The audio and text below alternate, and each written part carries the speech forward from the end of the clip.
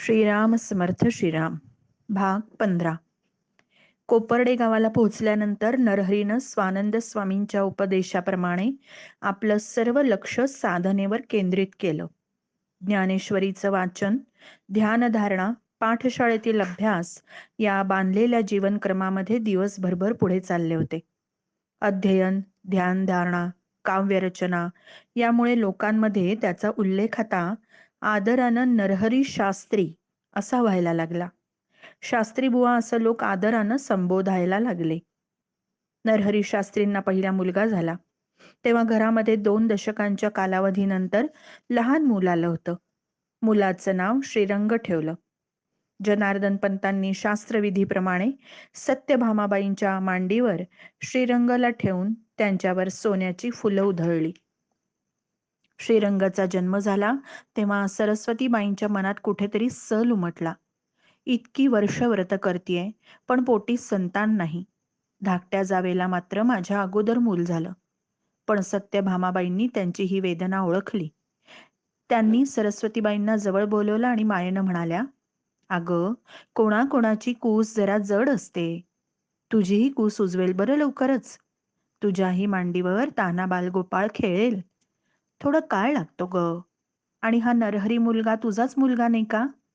तो कोणी वेगळा आहे का? काही मनात आणू नकोस बरं. घर आनंदाने भरलंय ना, तोच आनंद असाच वाढता राहावा म्हणून ईश्वराची प्रार्थना कर." सरस्वतीला मनात बरं वाटलं. ती प्रेमानं लक्ष्मीच्या जवळ गेली आणि म्हणाली, "श्रीरंगला दे माझ्याकडं. लहान मुलाला अंघोळ घालायचं काम मला छान जमतं. माहेरी मीच ते काम करायची. आता श्रीरंगची रोजची अंघोळ माझ्याकडे बरं का." सत्यभामाबाई समाधानाने ते दृश्य पाहत राहिल्या. त्यांनी मनात प्रार्थना केली, "भगवंता, या 2 जावांच्या मध्ये असंच प्रेम राहू दे. हा घरातील एकोपा असाच टिकून राहू दे." एक दिवस सत्यभामाबाईंनी श्रीरंगला कौतुकानं सगळे दागिने घातले. पायात नुपूर, हातात मनगट्या, दंडावर वाक्या, गळ्यात कंठा, बोटात अंगठी, कमरेला मणिमेखला.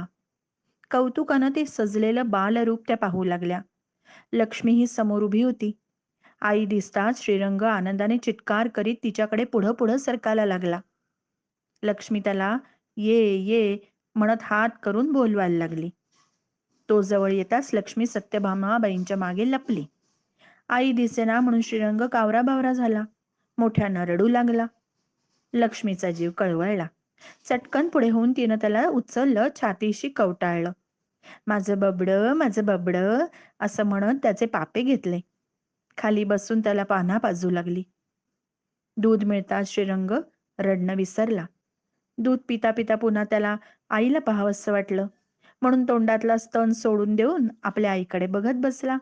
हसायला लागला. हसताना त्याचे ओठ विलग झाले. तोंडातला दुधाचा ओघळ बाहेर आला. त्याच्या कोवळ्या मुखातील दातांच्या 2 कण्या दिसल्या. आईचं हृदय प्रेमाने भरून आलं. ती मायेनं त्याच्याकडे पाहायला लागली. आईने पापा घ्यावा म्हणून श्रीरंगने ओठ पुढे केले. आईला त्याचं एवढं कौतुक वाटलं की त्याचे एकामागून एक पापे घेत सुटली.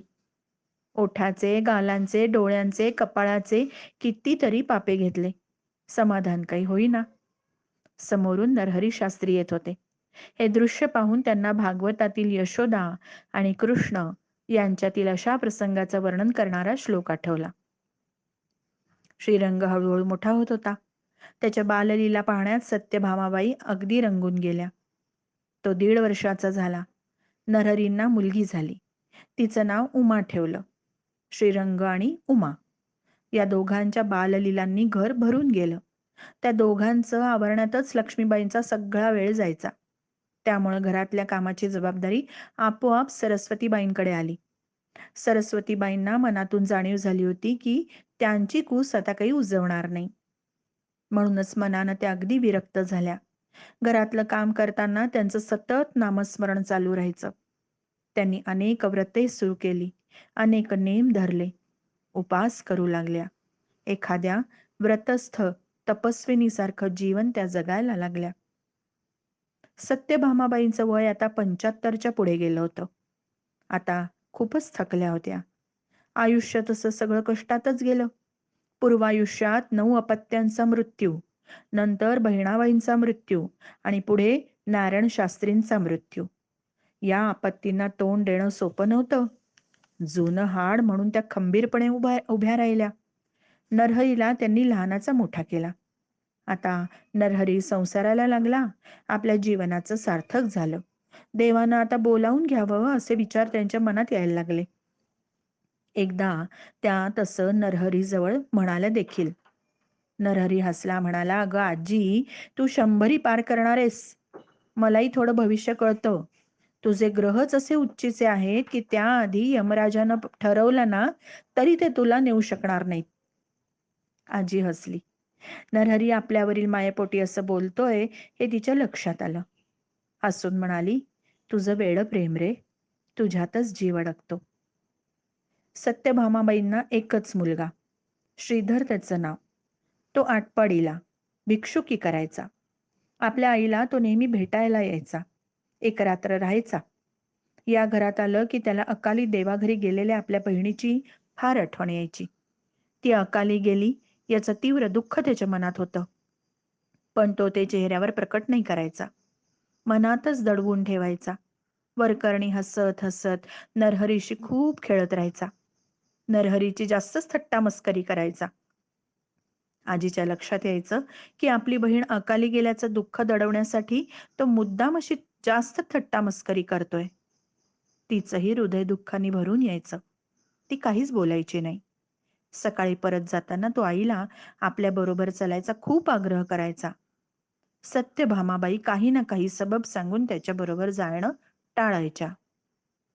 एक दिवस सत्यभामाबाई नरहरीला म्हणाल्या, नरहरी रायांच्या दर्शनाला जावंसं वाटतं रे, पण माझ्याच्यानी तेवढं चालवलं जाईल की नाही कोण जाणे.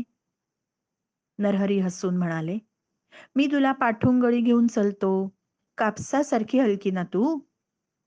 त्या हसून म्हणाल्या, पाठीवरून नको, चालतच जाऊया. हाताला धीर धरून ने, नीट धरून ने म्हणजे झालं. नरहरींनी त्यांना देवळात नेलं. दर्शन झाल्यावर त्या म्हणाल्या, मला तेवढं पिंपळाच्या पाराकडे घेऊन चल. नरहरींनी आजीला धरून धरून तिथे नेलं. आजी पिंपळाच्या पारावर बसली. याच पिंपळाला बहिणाबाईंनी 12 वर्षे रोज 108 प्रदक्षिणा घातल्या होत्या. आजी उठली, हात जोडले.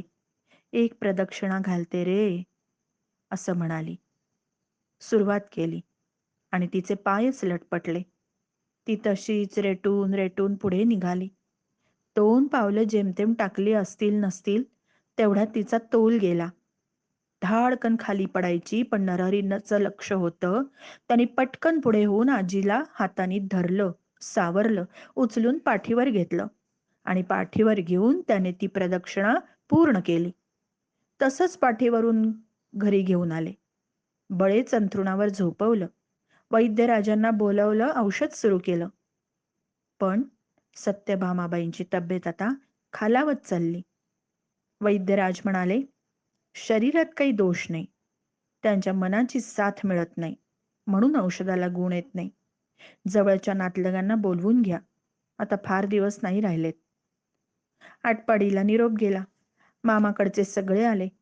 उषा पायथ्याशी बसून राहिले. आईची दशा पाहून मामाला अश्रू आवरेना. तो डोळे पुसत उसासे टाकत राहिला. सत्यभामाबाईंची वाचा बंद झाली. मधूनच डोळे उघडत, सगळ्यांकडे बघत, नरहरीकडे टक लावून पाहत. त्यांचे डोळे भरून येत. नरहरीमध्ये त्यांचा जीव अडकत होता. त्यांनी खुणेनेच लक्ष्मीबाईंना सांगितलं, नरहरीची काळजी घे. आणि डोळे मिटून त्यांनी एकदम मान टाकली.